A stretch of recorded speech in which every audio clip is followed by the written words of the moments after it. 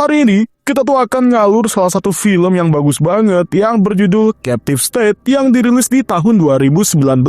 Yaitu sebuah film fiksi ilmiah yang gak cuman ceritain soal invasi alien, tapi juga tentang pengkhianatan dan juga pengorbanan serta harapan manusia untuk merebut kembali bumi. Dan langsung aja kita mulai ceritanya.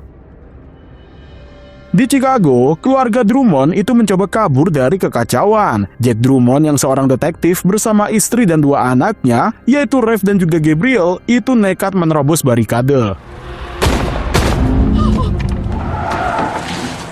Tapi di sebuah terowongan, alien menyerang. Orang tua mereka lenyap dalam sekejap, dihancurkan oleh senjata alien, dan meninggalkan Ralph dan juga Gabriel yang masih kecil di kursi belakang mobil.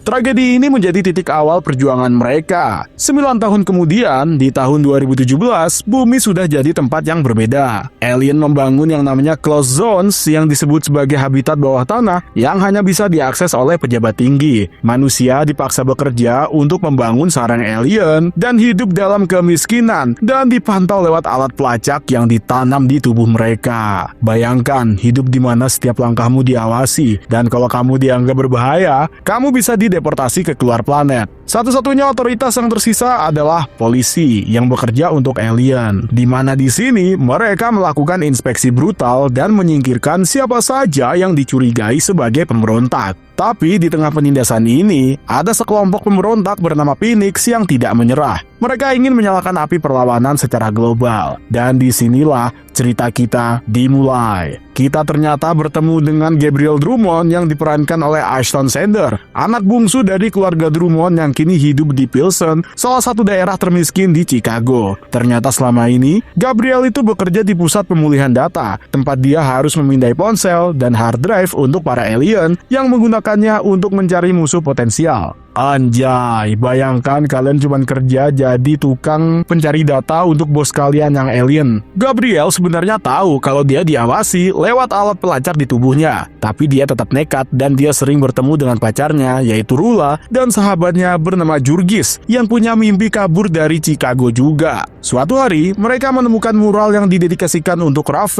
yaitu kakak Gabriel yang dianggap tewas dalam serangan pemberontakan beberapa waktu lalu. Mural ini mengingatkan Gabriel pada kakaknya yang dulu menjadi simbol perlawanan. Di sisi lain, ada William Mulligan yang diperankan oleh John Goodman, yaitu komandan polisi khusus yang dulunya partner ayah Gabriel. Mulligan adalah sosok yang ambigu di sini. Dia itu tegas, dingin, tapi ya sebenarnya kalau kita lihat, dia ini sangat misterius sekali. Dia yakin kalau Phoenix itu sebenarnya masih aktif, meskipun publik diberitahu kalau kelompok itu sudah hancur. Suatu hari, dia menemukan iklan misterius tentang perlindungan api dari perusahaan bernama Phoenix. Bagi Mulligan, ini kode bahwa pemberontak sedang merencanakan sesuatu. Dia mulai menyelidiki, bahkan mengunjungi seorang wanita misterius bernama Jen Du yang diperankan oleh Vera Farmiga. Jen ini bukan sembarangan orang. Dia punya koneksi rahasia dan tahu lebih banyak dari yang dia tunjukkan. Tapi Mulligan tetap fokus dan tidak tergoda, dan cuma mengambil paket dari Jen tanpa banyak bicara. Di tempat kerja, Gabriel mulai terseret ke dunia pemberontakan. Seorang rekan kerjanya, yaitu Anita, diam-diam menyerahkan catatan rahasia yang disembunyikan dalam kertas rokok. Gabriel tahu ini berbahaya, tapi dia tidak bisa menolak. Setelah kerja, dia mencoba kabur dari pengawasan polisi, tapi Anita ditangkap di taman di depan matanya dan dideportasi ke luar bumi. Gabriel sadar sebenarnya dia hampir tertangkap. Dia pun buru-buru ke dermaga, tempat Jurgis bilang kalau dia sudah menemukan perahu untuk kabur dari Chicago. Tapi Jurgis ini agak naif guys, dia merasa dia jagoan, hanya karena cuma punya revolver.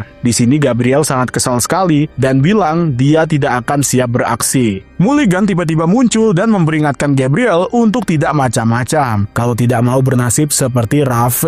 Mulligan memperlakukan Gabriel dengan sedikit kelembutan, mungkin karena dia kenal dengan ayahnya dulu di sini. Tapi di balik sikapnya sebenarnya ada ancaman. Gabriel yang mulai putus asa mendapatkan tawaran untuk menjual informasi berharga, tapi saat ketemu dengan klien, dia malah diculik, dipakaikan kalung logam dan dibawa ke daerah kumuh yang hancur akibat perang melawan alien. Di sana ternyata ada kejutan besar. Ralph kakaknya ternyata masih hidup. Rave itu sudah berhasil melepas alat pelacaknya dan hidup sembunyi-sembunyi sebagai pemimpin Phoenix. Dia memberi uang ke Gabriel dan menyuruhnya kabur dengan perahu. Tapi Gabriel bingung, apakah dia harus lari atau justru dia harus ikut berjuang. Sementara itu, Phoenix nggak main-main. Mereka merencanakan serangan besar di Unity Day, yaitu perayaan di Soldier Field di mana pejabat manusia dan mungkin legislator alien itu akan hadir. Charles yang seorang anggota Phoenix yang bekerja di koran memasukkan kode rahasia dalam iklan untuk mengordinasi pemberontakan. Di klub malam, mereka bertemu dengan dokter untuk melepas alat pelacak mereka. Yang mana operasi ini beresiko dan tidak semua akan selamat guys. Bayangkan harus dioperasi tanpa anestesi demi mereka bisa bebas tuh. Patrick, yaitu anggota Phoenix lainnya, juga pergi ke kamar mayat untuk membeli alat pelacak dari jenazah yang tidak akan dilaporkan ke database alien sampai jam 7 malam. Ini kalau James Bond ngeliat kayaknya iri deh. Rave pun di sini akhirnya bergerak. Dia ketemu Edward yang mengatur pembelian kain khusus milik alien, yaitu ini semacam material organik yang bisa jadi kamuflase gitu dan bisa menipu sistem keamanan. Patrick mengubah kain ini jadi bom yang diaktifkan dengan 2 ketukan dengan timer hanya 1 menit. Di sini mereka menyerang wakil wali kota di Unity Day untuk memicu perang global melawan alien. 6 pemberontak termasuk Rave itu juga berangkat ke stadion dengan 2 kendaraan, membawa bom kamuflase di mana alat pelacak jenazah dan juga kapsul racun kalau mereka itu tertangkap. Wali kota Chicago berpidato memuji alien yang katanya meningkatkan sumber daya bumi dan menghapus kriminalitas. Tapi Phoenix tahu ini bohong. Alien di sini cuma ingin menguras bumi sampai habis. Kayak siapa ya? Rave pun berhasil mendekati wakil wali kota dan mengetuk bahunya 2 kali untuk mengaktifkan bom lalu kabur. 1 menit kemudian, ledakan mengguncang stadion dan menewaskan wakil wali kota dan beberapa alien. Mampus. Legislator pun marah besar dan Chicago di sini jadi kacau. Edward tewas dalam baku tembak, namun Rave dan sebagian besar pemberontak di sini kabur. Rave bersembunyi di van di parkiran bawah tanah, tapi alien malah menemukannya. Anjir, sayang banget, cok. Untungnya, pemberontak lain datang tepat waktu untuk menyelamatkannya. Tapi perjuangan di sini masih belum selesai, guys. Di sisi lain, Gabriel malah panik. Dia lari ke dermaga, tapi perahu yang dijanjikan Jurgis malah sudah dibakar polisi. Padahal, perahu itu sudah dijanjikan 3000 tahun yang lalu. Mimpinya untuk kabur bersama Rula pun hancur. Sementara itu, Mulligan menonton kekacauan di TV dan tahu saatnya bertindak. Dia kembali menemui Jane dan dengan penuh percaya diri memintanya menari sebelum dia melanjutkan tugasnya. Sebenarnya malam itu, polisi itu sedang menyisir daerah miskin di Chicago dan menangkap siapa saja yang dicurigai terkait dengan Phoenix. Jurgis mencoba melawan, tapi malah dipukuli secara brutal. Gabriel dengan nekat mengancam polisi dengan pistol, tapi Mulligan muncul dan menyuruhnya menyerah kalau tidak mau mati. Gabriel sadar dia itu tidak punya pilihan. Sementara itu, Rave, Anita, dan Daniel itu berusaha kabur dari Chicago lewat stasiun kereta. Mereka memakai alat pelacak jenazah untuk menipu sistem, tapi Anita terjebak di antrean panjang, dan sayangnya ketika hampir jam 7 malam, data jenazah akan masuk sistem,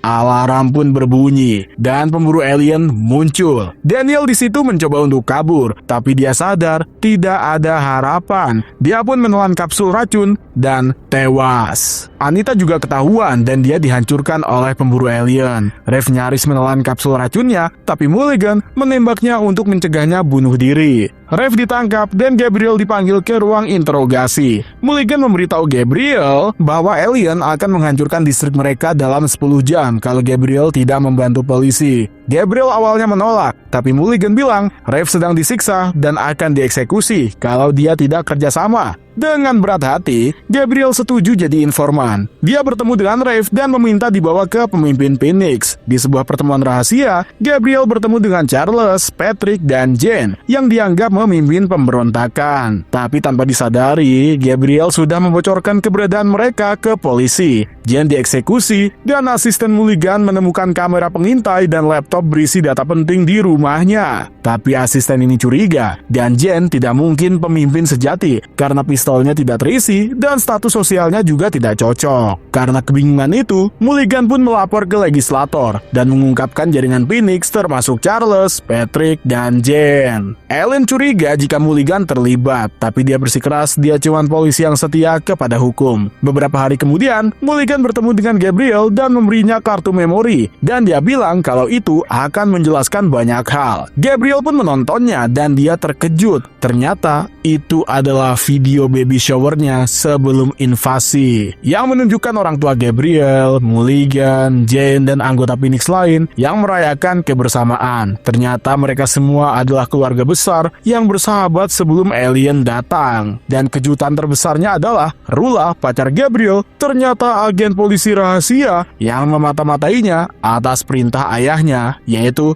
Mulligan. Gabriel pun merasa hancur dan dia menyadari kalau dia dikhianati oleh orang yang dia percaya. Tapi plot twistnya ada di akhir. Mulligan yang baru dipromosikan menjadi komisaris polisi itu masuk ke sarang alien di bawah Chicago. Saat dia turun, tubuhnya diselimuti oleh zat yang tidak terlihat, seperti bom kamuflase yang sama yang digunakan oleh para Phoenix di stadion. Ternyata, Mulligan adalah pemimpin sejati Phoenix. Plot twist gak tuh? Dia bekerja sebagai mata-mata di dalam untuk mendekati para alien. Dia mengorbankan dirinya, meledakkan close zone dan menghabisi legislator. Yang ternyata, akhirnya kita bisa melihat jika close zone di Chicago itu hancur, dan pemberontak pun menyebar ke seluruh dunia yang menyalakan api perang melawan para alien.